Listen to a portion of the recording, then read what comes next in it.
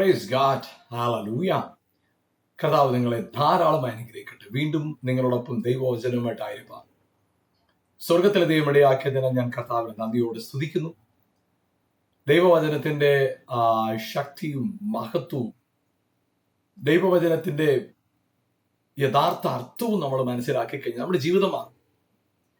Hallelujah. നിങ്ങൾ ഈ programme സ്ഥിരം കാണുകയും ഈ പ്രോഗ്രാമിന് വേണ്ടി പ്രാർത്ഥിക്കുകയൊക്കെ ചെയ്യുന്നത് വളരെയേറെ സന്തോഷമുണ്ട്. ഈ പ്രോഗ്രാം കണ്ടിട്ട് അനേകർ പ്രാർത്ഥനാ വിഷയങ്ങൾ വിളിച്ചു പറയുകയും അതുപോലെ തന്നെ അവരുടെ സാക്ഷ്യങ്ങൾ പങ്കുവയ്ക്കുകയും ചെയ്യുമ്പോൾ വളരെയേറെ സന്തോഷമുണ്ട്. ഇന്ന് നിങ്ങൾ വചനം കേൾക്കുമ്പോൾ നിങ്ങളുടെ ജീവിതത്തിനകത്ത് കർത്താവിലുള്ള ഉറപ്പ്, കർത്താവ് ആരാണെന്നുള്ള ബോധ്യവും കർത്താവിലുള്ള ആ ധൈര്യവും നിങ്ങളുടെ അകത്ത് വരുമ്പോൾ നിങ്ങളുടെ അവസ്ഥകളെ മാറ്റാൻ ദൈവവചനത്തിന് കഴിയും. ദൈവവചനം പ്രാപ്തിയുള്ളതാണ്. നിങ്ങളുടെ ജീവിത സാഹചര്യങ്ങളെ മുഴുവൻ മാറ്റിമറിക്കാൻ ദൈവവചനത്തിന് പ്രാപ്തിയുണ്ട്. ഹല്ലേലൂയ. കർത്താവിന്റെ വചനത്തിൽ നിന്ന് നമ്മൾ ചിന്തിക്കുമ്പോൾ ഇവിടെ വചനത്തിൽ എഴുതിയിരിക്കുന്ന ഒരു കാര്യം ഇതാണ്. കർത്താവ് ഒരു ഉപമ പറയുകയാണ്. വിത്ത് വിതയ്ക്കാൻ പോയ വിതക്കാരുടെ ഉപമ. അത് മത്തായിയുടെ സുവിശേഷം അതിന്റെ 13-ാം അധ്യായത്തിലും മർക്കോസിന്റെ സുവിശേഷത്തിലും അതുപോലെ തന്നെ ലൂക്കോസിന്റെ സുവിശേഷത്തിലും നമ്മൾ അത് കാണുന്നുണ്ട്. മർക്കോസിന്റെ സുവിശേഷം 4-ാം അധ്യായത്തിലും ലൂക്കോസിന്റെ സുവിശേഷം 8-ാം അധ്യായത്തിലും അതേ ഉപമ തന്നെ പറയുന്നു. അത് ഒന്നാമത് ഞാനതൊന്ന് വായിക്കാം. അതിന്റെ 3-ാമത്തെ വാക്യം, മത്തായിയുടെ സുവിശേഷം 13-ാം അധ്യായം 3-ാം വാക്യം. അവൻ അവരോട് പലതും പറഞ്ഞതും ഉപമകളായി പ്രസ്താവിച്ചത് എന്തെന്നാൽ, വിതയ്ക്കുന്നവൻ വിതയ്ക്കാൻ പുറപ്പെട്ടു. വിതയ്ക്കുമ്പോൾ ചിലത് വഴിയരികെ വീണു, പറവകൾ വന്ന് അതിനെ തിന്നുകളഞ്ഞു. ആ വിതയ്ക്കപ്പെട്ട വചനം പറവകൾ വന്ന് എടുത്തുകൊണ്ടു തിന്നുകളഞ്ഞു. അതായത് ആക്ച്വലി അത് തിന്നുകളയുക എന്ന് പറയുമ്പോൾ വിതച്ച വിത്തിന്റെ യഥാർത്ഥമല്ലാത്ത ഉപയോഗത്തിലേക്ക് മാറി. വിത്ത് വിതച്ചതിന്റെ ഉദ്ദേശം എന്തായിരുന്നു? അത് വിതയ്ക്കപ്പെടുകയും അതവിടെ നടപ്പെടുകയും അത് വളർന്നു വരികയും കൂടുതൽ ഫലവത്താകുകയും ചെയ്യേണ്ട സ്ഥലത്ത് അത് വിശപ്പടക്കുന്ന ഒരു സംഭവമായിട്ട് അവിടെ മാറി. പറവകൾ വന്ന് കൊത്തിയെടുത്തു. അതായത് ഈ വചനം വിതച്ചത് നിലനിൽക്കുന്ന ഒരു ഫലം പ്രാപിക്കാനായിട്ടാണ് വിതച്ചത്. പക്ഷെ താൽക്കാലികമായ ഫലത്തോടു കൂടെ നിന്നുപോയി. ഇന്ന് നമുക്ക് പലപ്പോഴും ദൈവവചനത്തെ നമ്മൾ താൽക്കാലികമായ നിലയിൽ മാത്രം വചനത്തെ കാണുന്നതുകൊണ്ട് ഈ വചനത്തിന്റെ യഥാർത്ഥമായ ഉപകാരം, പ്രയോജനം നമ്മുടെ ജീവിതത്തിൽ ഉണ്ടാകാതെ പോകും. എന്നാൽ കർത്താവ് നമ്മളെ കുറിച്ച് ആഗ്രഹിക്കുന്നത് ദൈവവചനത്തിന്റെ പൂർണ്ണമായ ഫലം കാണുന്നവരായി നാം തീരണമെന്നാണ് സ്വർഗം ആഗ്രഹിക്കുന്നത്.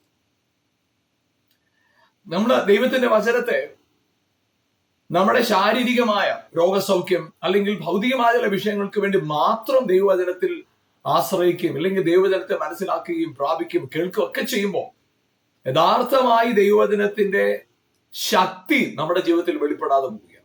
ആ വചനത്തിന്റെ യഥാർത്ഥമായ ശക്തി നമ്മളിൽ വെളിപ്പെടണമെങ്കിൽ നമ്മളിൽ ഉണ്ടാകുന്ന ഒരു പ്രധാനപ്പെട്ട കാര്യമാണ് ഈ ദൈവവചനത്തിന്റെ ആ കർത്താവ് വചനം നമുക്ക് തന്നതിന്റെ ആത്മീകമായ തലത്തിൽ അതിനെ കാണുകയും ഉപയോഗിക്കുകയും ആ നിലയിൽ വളരുകയും വർദ്ധിക്കുകയും ചെയ്യണം. അവിടെയാണ് അതിന്റെ ഫലം കാണുന്നത്.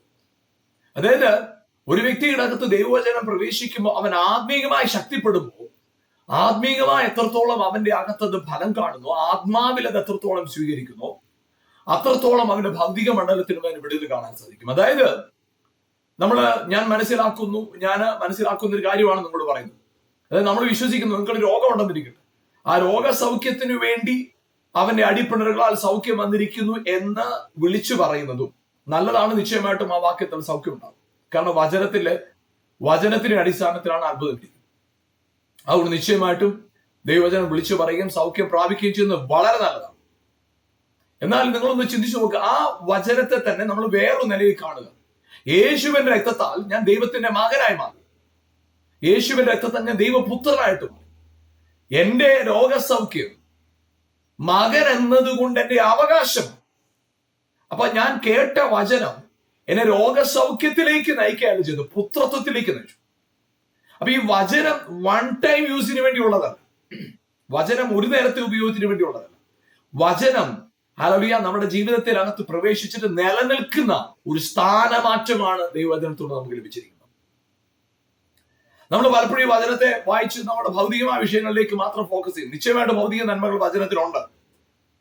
ജീവനും ഭക്തിക്കും വേണ്ടിയുള്ളതെല്ലാം നമുക്ക് നൽകപ്പെട്ട് കഴിഞ്ഞു. ജീവനും ഭക്തിക്കുള്ളതും ആത്മീകമായ കാര്യത്തിലുള്ളതും ഭൗതിക കാര്യത്തിലുള്ളതും വചനത്താൽ നമുക്ക് നൽകപ്പെട്ട് കഴിഞ്ഞു. നിശ്ചയമായിട്ടും അത് അങ്ങനെ തന്നെ. പക്ഷെ ആ ആത്മീകവും ഭൗതികമായതിൽ നമ്മൾ ഭൗതികമായതിൽ മാത്രം ഫോക്കസ് ചെയ്യുമ്പോൾ പലപ്പോഴും നമ്മുടെ ജീവിതത്തിനകത്ത് ഈ വചനം കൊണ്ടുള്ള യഥാർത്ഥമായ ഫലം നമുക്ക് ലഭിക്കാതെ. അപ്പൊ നമ്മുടെ ജീവിതത്തിൽ ഉണ്ടാകേണ്ടത് അതിനെ വചനത്താൽ എനിക്ക് ലഭിച്ച ഏറ്റവും വലിയ പദവി എന്ന് പറയുന്നത് രോഗസൗഖ്യം നിശ്ചയമായിട്ടും ഉണ്ട്, വിടുതലുണ്ട്, നിശ്ചയമായിട്ടും ഉണ്ട്. അതെ, പ്രവചനമുണ്ട്, വിടുതലുണ്ട്, രോഗസൗഖ്യമുണ്ട്, ഇതെല്ലാം ദൈവവചനത്തിനകത്തുണ്ട്. പക്ഷേ ഈ വചനത്താൽ എന്നിലുണ്ടായ ഏറ്റവും വലിയ മാറ്റം എന്ന് പറയുന്നത് ഞാൻ ദൈവ മകനായി മാറി, ദൈവത്തിന്റെ പുത്രനായി തീർന്നു. ദൈവത്തിന്റെ പുത്രത്വം ഞാൻ പ്രാപിച്ചതോടുകൂടെ, ദൈവത്തിന്റെ പുത്രൻ എന്ന പദവിയിലേക്ക് ഞാൻ വന്നതോടുകൂടെ, ആ പുത്രന്റെ അവകാശമാണ് രോഗസൗഖ്യം, പുത്രന്റെ അവകാശമാണ് വിടുതൽ, പുത്രന്റെ അവകാശമാണ് സമൃദ്ധി, പുത്രന്റെ അവകാശമാണ് അനുഗ്രഹം. അത് എങ്ങനെ നമ്മൾ മനസ്സിലാക്കിയത്? പുത്രൻ എന്ന തിരിച്ചറിവോടുകൂടെ മറ്റെല്ലാത്തിനും നാം അവകാശികളാണ്. Price God. അതുകൊണ്ട് അവിടെ പുത്രത്വത്തെ തിരിച്ചറിയുക, പുത്രത്വത്തെ തിരിച്ചറിയുക. ഹല്ലേലൂയ. അവന്റെ വചനത്തെ സ്വീകരിക്കുന്നു, കർത്താവിന്റെ വചനത്തെ സ്വീകരിക്കുന്നതിലൂടെ, അവനെ കൈക്കൊള്ളുന്നതിലൂടെ, വചനത്തെ സ്വീകരിക്കുന്നതിലൂടെ നമ്മുടെ അകത്ത് ഒരു യഥാർത്ഥ ബോധ്യം ഉണ്ടാകണം. എന്താണ്? ഞാൻ ദൈവ മകനായിട്ട് മാറി, ദൈവത്തിന്റെ മകനായിട്ട് മാറുക. ആ പുത്രത്വം എന്നിലേക്ക് വരിക, അതാണ് പ്രധാനപ്പെട്ടത്. കർത്താവായ യേശു ക്രിസ്തു ഭൂമിയിലേക്ക് വന്ന യേശുവിന്റെ മരണവും പുനരുത്ഥാനവും കൊണ്ട് നമ്മുടെ ജീവിതത്തിൽ സാധ്യമായി തീർന്നത് ഭൗതികമായ എന്തോ ചില നന്മകളുടെ അവകാശികളായിട്ട് നമ്മളെ മാറ്റുക അതുകൊണ്ട് തീർന്നു അല്ലല്ലല്ല. യേശു ക്രിസ്തു ക്രൂശിൽ മരിച്ചതും പുനരുത്ഥാനം ചെയ്തതും, യേശു ക്രിസ്തു ദൈവത്തിന്റെ പുത്രനായി തീർന്നതുപോലെ, പുത്രനായി ആയിരുന്ന പോലെ തന്നെ നിങ്ങൾ ഞാനും ദൈവത്തിന്റെ മക്കളായി മാറുക എന്നതായിരുന്നു കർത്താവായ യേശുവിന്റെ മരണ പുനരുത്ഥാനത്തിന്റെ പ്രധാനപ്പെട്ട ലക്ഷ്യം. അപ്പൊ നമ്മുടെ ജീവിതത്തിന്റെ സാഹചര്യങ്ങൾ എന്തുമാണ്? വിശ്വസിക്കുക, അവനിൽ വിശ്വസിക്കുക, ആ വചനത്തെ സ്വീകരിക്കുക, മകനായി മാറുക, പുത്രനായി തീരുക. അവനെ കൈക്കൊണ്ട് അവന്റെ നാമത്തിൽ വിശ്വസിക്കുന്ന ഏവർക്കും ദൈവത്തിന്റെ മക്കളാകാൻ അധികാരം ലഭിച്ചു. അപ്പൊ ഈ വചനം നമ്മുടെ ജീവിതത്തിൽ കൊണ്ടുവന്ന വലിയ മാറ്റമാണ് പുത്രത്വത്തിലേക്ക് നമ്മളെ കൊണ്ടുവന്നത്. പുത്രന്മാരായി, മക്കളാക്കി മാറ്റി. ആ പുത്രത്വത്തിന്റെ പദവി ലഭിച്ച് നിങ്ങൾ ഞാൻ ഒരിക്കലും ഒരു നാളും നശിച്ചു പോകത്തില്ല, തകർന്നു പോകത്തില്ല. അങ്ങനെ ഒരു വിളി നമ്മുടെ മേലില്ല. തകരാനും നശിക്കാനുമുള്ള ഒരു വിളി നമ്മുടെ മേലില്ല.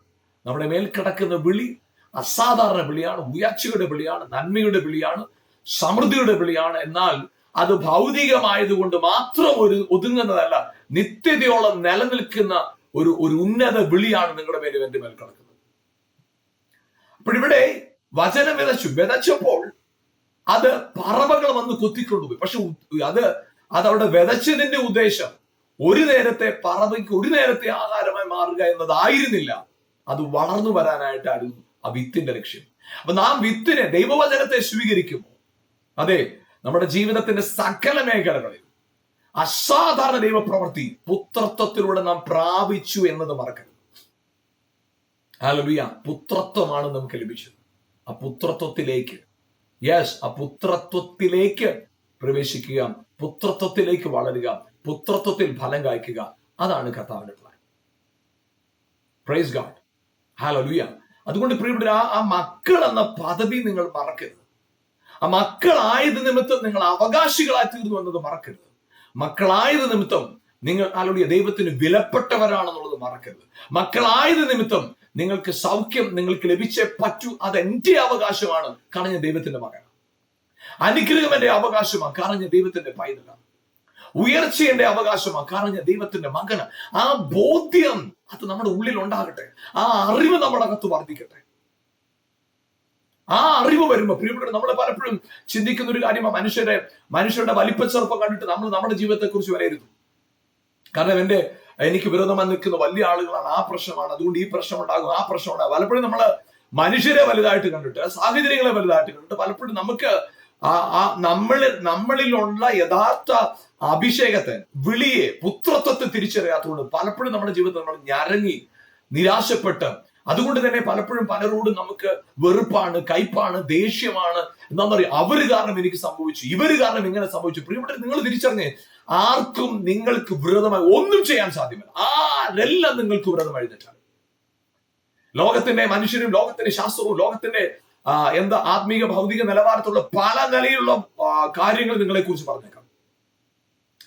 അവര് ഇല്ലാതായാൽ, ഇവര് പോയി കഴിഞ്ഞാൽ, പണം നഷ്ടപ്പെട്ടാൽ, ജോലി നഷ്ടപ്പെട്ടാൽ, ബിസിനസ് നഷ്ടപ്പെട്ടാൽ എല്ലാം തീർന്നു പോകും. പ്രിയപ്പെട്ടവർ, അങ്ങനെയുള്ളവരെ ആയിരിക്കും അവർ ഇതുവരെ കണ്ടിട്ടുള്ളത്.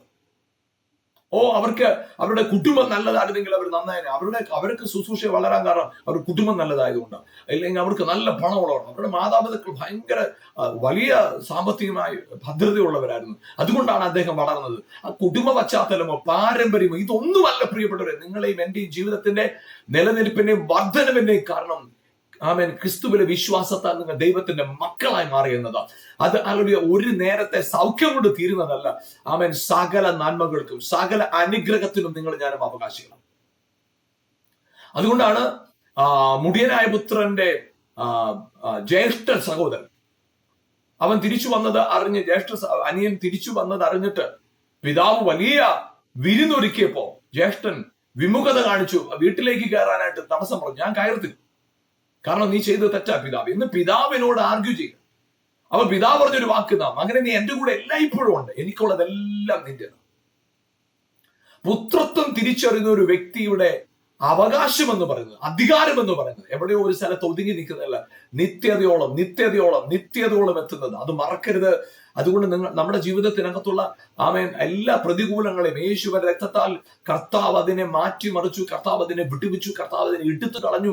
ആമേൻ. ആളുടെ എല്ലാ ശാപത്തിൽ നിന്നും ആമേൻ നമ്മളെ ഇരുട്ടിന്റെ അധികാരത്തിൽ വിട്ടുവെച്ച് പുത്രന്റെ രാജ്യത്തിനാക്കി വെച്ചെന്നുള്ള സത്യം മറക്കരുത്.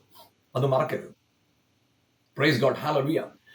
ഇവിടെ വചനത്തിൽ പറയുന്നത് ഹല്ലേലൂയ, അത് പറവകൾ വന്ന് കൊത്തിക്കൊണ്ടു ക്രിസ്തുവിന്റെ വിശ്വാസത്താൽ. ഹല്ലേലൂയ. നിങ്ങളെ മക്കൾ എന്നുള്ള തിരിച്ചറിവ് നിങ്ങളുടെ ഉള്ളിൽ വരും. ഞാൻ ദൈവത്തിന്റെ മകനാണെന്നുള്ള തിരിച്ചറിവ് നിങ്ങളുടെ അകത്ത് വരും. ഹല്ലേലൂയ. ആ പുത്രത്വത്തിന്റെ പദവിയാൽ നിങ്ങൾ ഏതോ ഒരു രോഗസൗഖ്യം, ഒരു അല്പനേരത്തേക്കുള്ള വിടുതൽ, ആ ഒരു തലത്തിലായിരിക്കത്തില്ല നിങ്ങളുടെ കാഴ്ചപ്പാട്. ആ തലത്തിലായിരിക്കത്തില്ല നിങ്ങളുടെ കാഴ്ചപ്പാട്. Praise God. ഹല്ലേലൂയ. ഇവിടെ ഒരു ചിന്തിച്ചു നോക്കുക. ഇവിടെ നമ്മളത് കേൾക്കുമ്പോൾ നമുക്കൊരു പക്ഷേ അതൊരു പ്രയാസം പോലെ തോന്നിയേക്കാം, അല്ലേ? അത് മർക്കോസിന്റെ സുവിശേഷം 4-ാം അധ്യായത്തില് ആ ഉപമകളെ കുറിച്ച് പറയുമ്പോൾ ഇങ്ങനെയാണ് അവിടെ എഴുതിയിരിക്കുന്നത്.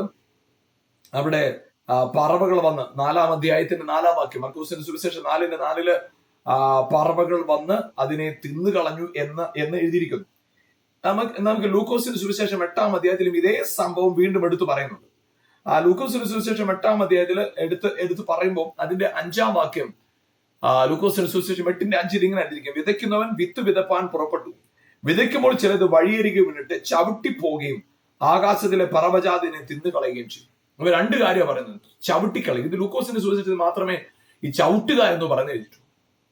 അപ്പൊ ചവിട്ടിക്കളയുക എന്ന് പറയുമ്പോൾ എന്താണ് അർത്ഥമാക്കുന്നത്? ഒന്ന്, നമുക്കറിയാം, നമ്മള് നല്ല ഒരു വസ്തുവിനെ നമ്മൾ വില കൂടിയതാണ് നല്ലതെന്ന് തോന്നിയാൽ അതിനെ ചവിട്ടിക്കളയത്തില്ല. അതിനെ നമ്മൾ നിശ്ചയമായിട്ടും അതിനെ ഒന്നുകിൽ ഇപ്പൊ നമ്മൾ നടക്കുന്ന വഴിയിൽ അങ്ങനെ വിലയേറിയ ഒന്ന് കിടക്കുന്നുവെങ്കിൽ നമ്മൾ നിശ്ചയമായിട്ടും അതിനെ എടുക്കും, അതിനെ സൂക്ഷിക്കും, അല്ലെങ്കിൽ അതിനെ ചവിട്ടാതെ കടന്നു. അല്ലെങ്കിൽ ചിന്തിച്ചു നോക്കുക, അത് ചവിട്ടുന്നത് എപ്പോഴാണ്? അത് കാണത്തക്ക രീതിയിലുള്ള ഒരു വസ്തു, ചിലപ്പോൾ വിലയേറിയതായിരിക്കാം. ചിന്തിച്ചു നോക്കുക, ഈ സ്വർണമൊക്കെ, ചെറിയ ആളുകളുടെ ചെറിയ കമ്മലൊക്കെ ചിലപ്പോൾ കാണാതെ പോകും. അപ്പൊ അത് അവിടെ വീണു, കണ്ടില്ല, കാണാതെ വരുമ്പോൾ ചിലപ്പോൾ ചവിട്ടി നമ്മൾ ആളുകളൊക്കെ നടന്നു പോയതിരിക്കും. രണ്ട് കാര്യങ്ങളുണ്ട്. കാണത്തക്ക വലിപ്പമില്ലാത്തതിനെ ചവിട്ടി മനുഷ്യർ കടന്നു പോകും, വിലയില്ലാത്തതിനെയും ചവിട്ടിയിട്ട്, അത് പ്രയോജനമില്ലാത്തതിനെയും ചവിട്ടിക്കളഞ്ഞു. അപ്പൊ ഇവിടെ പറയുന്ന ഒരു കാര്യം എന്താ?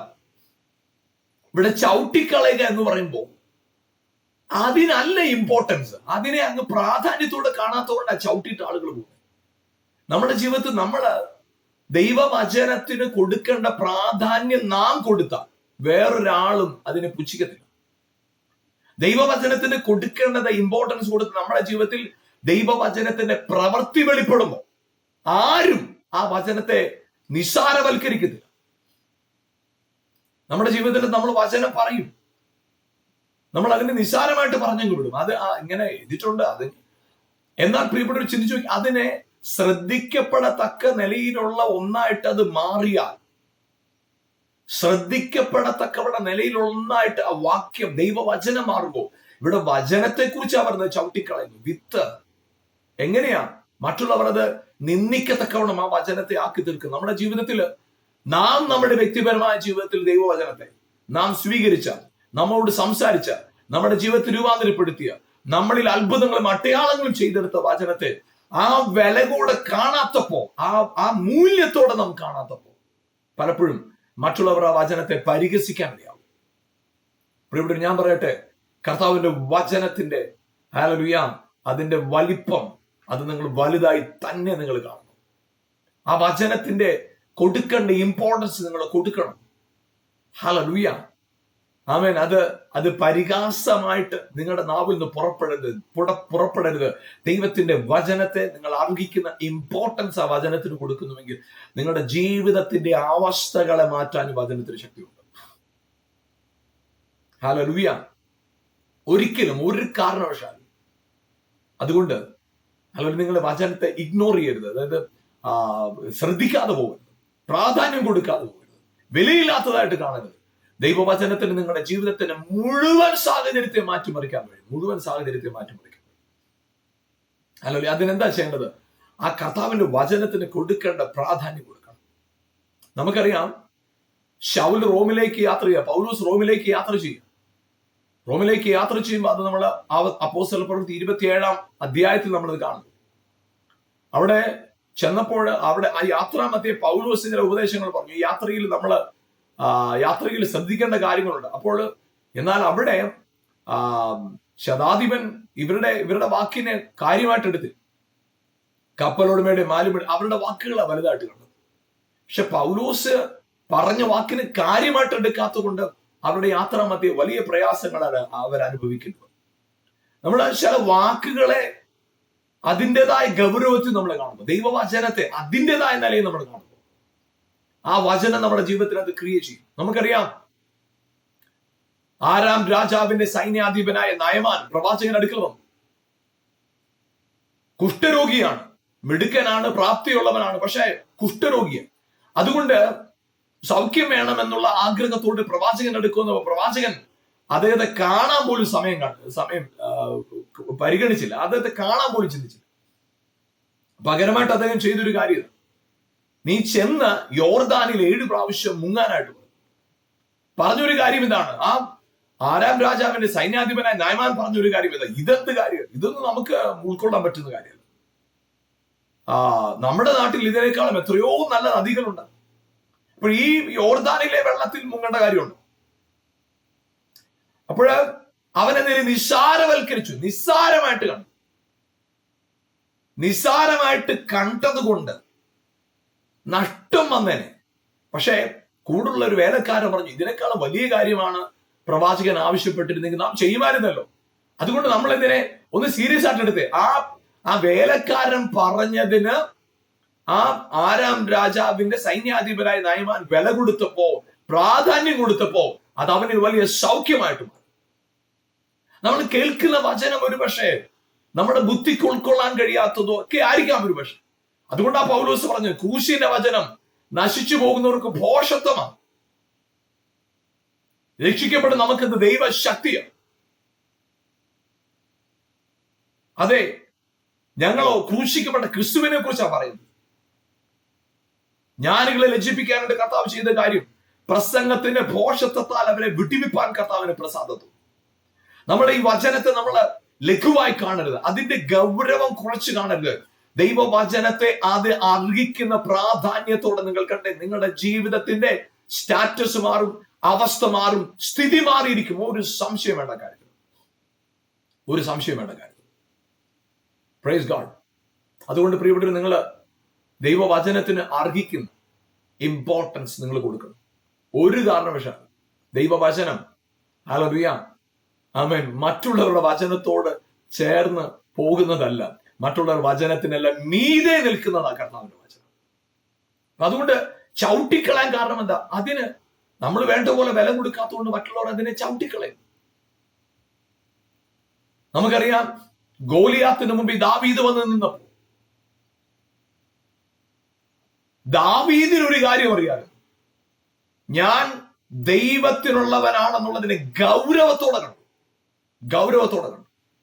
എന്നാൽ ശൗല് പരിച്ഛേദനയോ ദൈവത്തോടുള്ള ഉടമ്പടിയോ അബ്രഹാമിന്റെ സന്തതിയാണെന്നുള്ള പദവിയെയോ ഗോലിയാത്ത് പ്രഖ്യാപിച്ച ആ ഗോലിയാത്തിന്റെ വലിപ്പവും ഗോലിയാത്തിന്റെ ശബ്ദമൊക്കെ കേട്ടപ്പോൾ ശൗല് അതൊക്കെ മറന്നുപോയി. പക്ഷെ ദാവീദ് അതിനെ വലിയ കാര്യമായിട്ട് കണ്ടു. ഞങ്ങൾ ജീവനുള്ള ദൈവത്തിന്റെ സൈന്യമാണ്, ജീവനുള്ള ദൈവത്തിന്റെ സേനയാണെന്ന് ധൈര്യത്തോടെ ദാവീദ് പറഞ്ഞു. പ്രിയപ്പെട്ടവർ, ഞാൻ പറയട്ടെ, ചവിട്ടിക്കളയുന്നത് എപ്പോഴാണെന്ന് അറിയോ? ഒന്ന്, അത് വലിപ്പമില്ലാത്തതായി ശ്രദ്ധിക്കപ്പെടത്തക്കതല്ലാതായിരിക്കുമ്പോ. രണ്ട്, വിലയില്ലാത്തതായിട്ടിരിക്കുമ്പോ. പ്രിയപ്പെട്ടവർ, ഞാൻ പറയട്ടെ, നിങ്ങൾ വചനത്തിന് അർഹിക്കുന്ന പ്രാധാന്യം കൊടുക്കണം. നിങ്ങളുടെ കുടുംബജീവിതത്തെ കുറിച്ച് വചനം എന്ത് പറഞ്ഞിരിക്കുന്നു, നിങ്ങൾ ആ നിലയിൽ തന്നെ നിങ്ങളുടെ കുടുംബത്തെ നയിക്കണം. നിങ്ങളുടെ കുടുംബജീവിതത്തിൽ അങ്ങനെ ആയിരിക്കണം. നിങ്ങളുടെ തലമുറകളുമായുള്ള ബന്ധത്തിൽ, നിങ്ങളുടെ ജോലിയിൽ, നിങ്ങളുടെ ദൈവത്തോടുള്ള ബന്ധത്തിൽ, നിങ്ങളുടെ കൂട്ടായ്മയുമായുള്ള ബന്ധത്തിൽ, നിങ്ങളുടെ വ്യക്തിബന്ധങ്ങളിൽ ഒക്കെയും ദൈവവചനം എന്തു പറയുന്നു അതിലൊന്ന് നിന്ന് നോക്കി. അതിന് നിങ്ങൾ അർഹിക്കുന്ന ഇമ്പോർട്ടൻസ് ദൈവവചനത്തിന് കൊടുത്തേ. ഹല്ലേലൂയ. അത് 100 മേനി ഫലം കായ്ക്കത്തക്കവണ്ണം, ഹല്ലേലൂയ, ആ വിത്ത്, അതായത് തകർന്നു പോകുമെന്ന്, തീർന്നു പോകുമെന്ന് പറഞ്ഞ അതേ വിത്ത് ആയിരങ്ങൾക്ക് അത് അനുഗ്രഹവും ഫലകരവുമായി തീരും. ആമേൻ. Praise God. അതുകൊണ്ട് ജീവിതത്തിനകത്തേക്ക്, ജീവിതത്തിന്റെ ഉള്ളിലേക്ക് വചനത്തിന്റെ ആ ശക്തി ഒന്ന് സ്വീകരിച്ചേ. നിങ്ങളോട് തന്നെ ഒന്ന് പറഞ്ഞേ, ഞാൻ കർത്താവിന്റെ വിലയേറിയവനാണ്. I am a child of God. ഞാൻ ദൈവത്തിന്റെ പൈതലാണ്, ദൈവത്തിന്റെ മകനാണ്. ഒരു തിന്മയും ഒരു ദോഷവും ഒരനർത്ഥവും നിങ്ങളുടെ മേൽ ഭവിക്കത്തില്ല. ഒരു കാരണവശാലും ഒരു തിന്മയും വരത്തില്ല. അത് നിങ്ങളുടെ അകത്ത് ഫെയ്ത്ത് വളരുന്നതിനനുസരിച്ച് അത് സംഭവിച്ചിരിക്കും. നിങ്ങൾക്ക് വിരോധമായി എഴുന്നേൽക്കുന്ന ഒരു പ്രതികൂലവും നിങ്ങളെ തകർക്കത്തില്ല. അവിടെ ദൈവവചനത്തിൽ കാണുന്നത് എങ്ങനെയാണ്?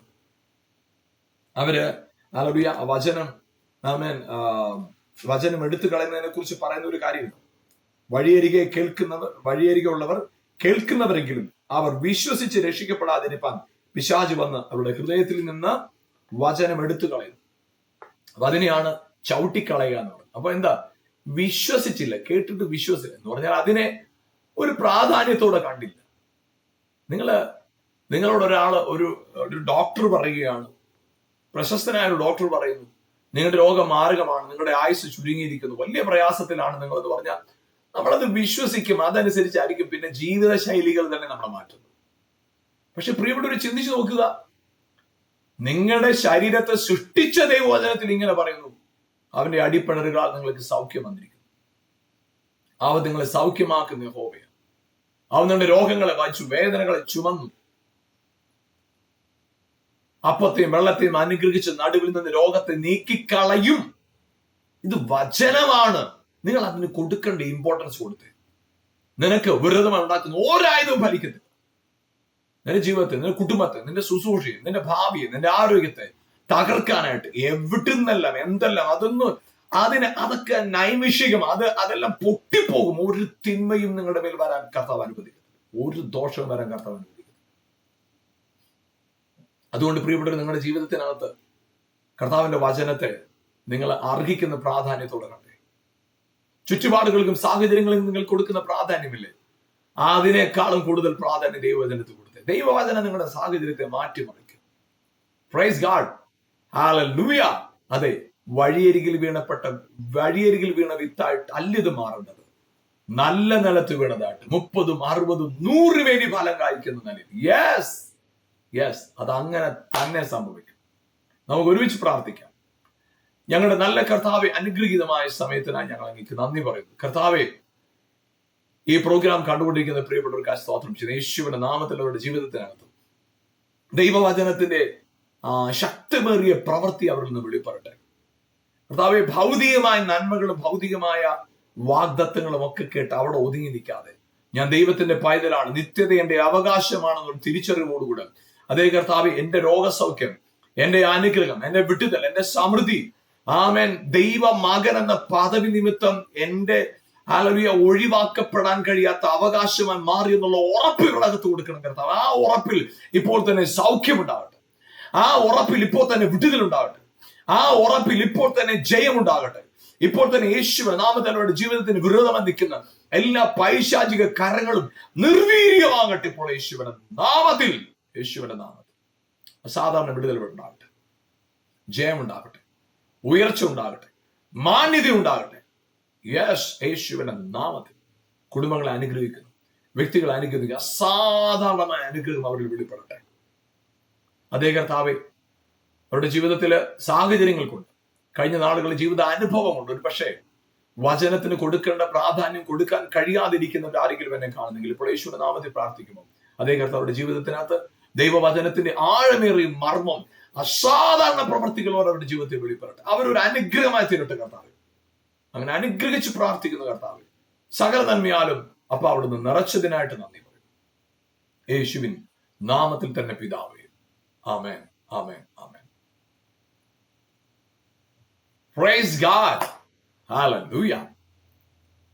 പ്രിയപ്പെട്ടവരെ, നിങ്ങളുടെ ജീവിതത്തിനകത്ത് ഈ വിത്തുകളുടെ ഉപമയെ കുറിച്ചുള്ള ഇത് ആ 4 ദിവസവും കണ്ടിന്യൂസ് ആയിട്ട് തുടർന്ന് ഈ വചനത്തെ കുറിച്ച് പഠിക്കാനായിട്ട് ആഗ്രഹിക്കുന്നു. അപ്പൊ നിങ്ങൾ നിശ്ചയമായിട്ടും വചനം കേൾക്കാനായിട്ട് സമയം കണ്ടെത്തണം. ഈ പ്രോഗ്രാം നിങ്ങൾ കാണുന്നതിൽ വളരെയേറെ സന്തോഷമുണ്ട്. നിങ്ങളിത് പ്രോഗ്രാം തുടർന്ന് കാണുകയും ഈ പ്രോഗ്രാമിന് വേണ്ടി പ്രാർത്ഥിക്കുകയും ചെയ്യും. കഴിഞ്ഞ ദിവസങ്ങളിൽ ഒരു പിതാവ് എന്നെ വിളിച്ചിട്ട് പറഞ്ഞു, ഞാൻ എല്ലാ ദിവസവും ഈ പ്രോഗ്രാം കാണാറുണ്ട്, ഞാൻ പ്രാർത്ഥിക്കുന്നു. എനിക്ക് വളരെ സന്തോഷം തോന്നി. പ്രിയപ്പെട്ടവർ, ഞാൻ നിങ്ങളോട് പറയാം, നിങ്ങളുടെ ജീവിതത്തിനകത്ത് കർത്താവ് വലിയ നന്മകളെ, വലിയ അനുഗ്രഹങ്ങളെ നിങ്ങളുടെ ജീവിതത്തിൽ വർഷിക്കട്ടെ. നിങ്ങളുടെ ഒരു അനുഗ്രഹമായി തീരും ഈ ദിവസങ്ങളിൽ. അതുകൊണ്ട് നിങ്ങൾ ഈ പ്രോഗ്രാമിന് വേണ്ടി പ്രാർത്ഥിക്കുന്നതിലൂടെ ഈ പ്രോഗ്രാമിന്റെ പങ്കാളികളായി തീരുന്നു. നിങ്ങൾ ഇത് ആയിരക്കണക്കിന് ആളുകൾക്ക് ഉപകാരവും പ്രയോജനവുമായി തീരുന്നതിൽ വളരെയേറെ സന്തോഷം. അതിന് നിങ്ങളുടെ സഹകരണം, നിങ്ങൾ ചേർന്ന് നിൽക്കും പങ്കാളികളായി തീരുമ്പോൾ അത് നിശ്ചയമായിട്ട് വിശ്വസിച്ചിട്ട് വലിയ അളവിൽ ആളുകളുടെ ജീവിതത്തിൽ പ്രയോജനപ്പെടും. നിങ്ങൾ പങ്കാളിത്തം നൽകുക എന്ന് പറയുമ്പോൾ പ്രാർത്ഥിക്കുക, ഈ ശുശ്രൂഷയ്ക്ക് വേണ്ടി പ്രാർത്ഥിക്കുക, മറ്റുള്ളവർക്ക് ഈ പ്രോഗ്രാമിനെ പരിചയപ്പെടുത്തുക. അതെ, അതുപോലെ തന്നെ ഈ ഫോണിൽ കാണുന്ന ഈ സ്ക്രീനിൽ കാണുന്ന ഫോൺ നമ്പറിലൂടെ നിങ്ങൾക്ക് ഞങ്ങളുമായി ബന്ധപ്പെടാവുന്ന നിങ്ങളുടെ പ്രാർത്ഥനാ വിഷയങ്ങളും നിങ്ങളുടെ സാക്ഷ്യങ്ങളും ഞങ്ങളുമായി പങ്കുവയ്ക്കുക. നിങ്ങളുടെ ജീവിതത്തിൽ അത് നിശ്ചയമായി, നിങ്ങളുടെ കുടുംബത്തിൽ, നിങ്ങളുടെ തലമുറകളുടെ മേൽ അത് നിശ്ചയമായും ഒരു അനുഗ്രഹമായി തീരും. ആമേൻ. വീണ്ടും ഞാൻ നിങ്ങളോട് ആവശ്യപ്പെടുന്നു, ഈ പ്രോഗ്രാമിനെ മറ്റുള്ളവർക്ക് പരിചയപ്പെടുത്തുക, ഈ പ്രോഗ്രാമിനെ പ്രാർത്ഥിക്കുക. കർത്താവ് സകലവിധ സമൃദ്ധിയും അനുഗ്രഹങ്ങളും ദൈവവചനത്തിന്റെ സകല വാഗ്ദത്തങ്ങളും കൊണ്ട് കർത്താവ് നിങ്ങളെ നിറയ്ക്കട്ടെ. God bless you. ആമേൻ, ആമേൻ.